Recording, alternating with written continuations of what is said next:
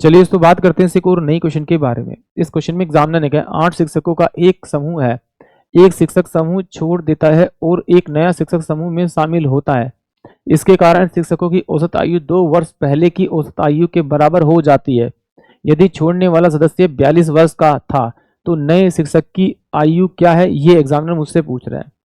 तो सिंपल सी बात है, देखिए पहले एग्जामिनर ने कहा कि भाई 8% है, उस 8% में से एक चला गया और एक आ गया, तो इसका मतलब परसेंट पे तो कोई फर्क पड़ा नहीं, यानी कि 8 का 8 रहा। वो कह रहा है जाने वाला जो व्यक्ति है वो 42 साल का है, तो आने वाले की आयु बतानी है। फिर एग्जामिनर ने कहा कि नया शिक्षक समूह में शामिल होता है, इसके कारण शिक्षक की औसत आयु 2 वर्ष पहले की औसत आयु के बराबर हो जाती है, यानी कि इससे 2 साल पहले के बराबर होती है।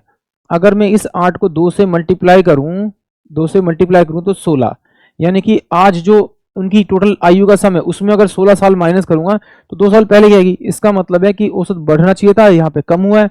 कितने से कम हुआ है? 16 साल से कम हुआ है, मतलब टोटल जो एज हुई है वो कितनी? 16 कम हुई है। तो 16 का अगर इसमें से माइनस करूंगा तो जो व्यक्ति आया वो 26 साल का होगा, यानी कि ऑप्शन डी। एक बार इसको एक्स से भी समझते हैं, एग्जाम में तो खैर आपको ऐसे ही करना है, एक्स से समझते हैं।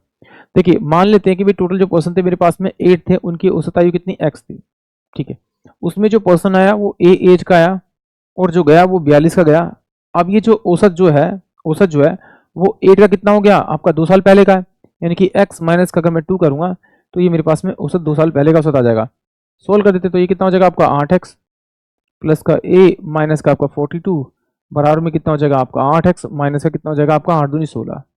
इससे तो ये चल जाएगा, इसको उधर भेज देता हूँ तो a इजकल टू कितना हो जाएगा? माइनस का 16 और प्लस का आपका 42। तो ये बराबर क्या आएगा? a इजकल टू में कितना आएगा? 26, यानी कि जो आने वाला व्यक्ति था वो 26 साल का था। Option D. आई होप आप सभी को क्वेश्चन समझ में आया होगा।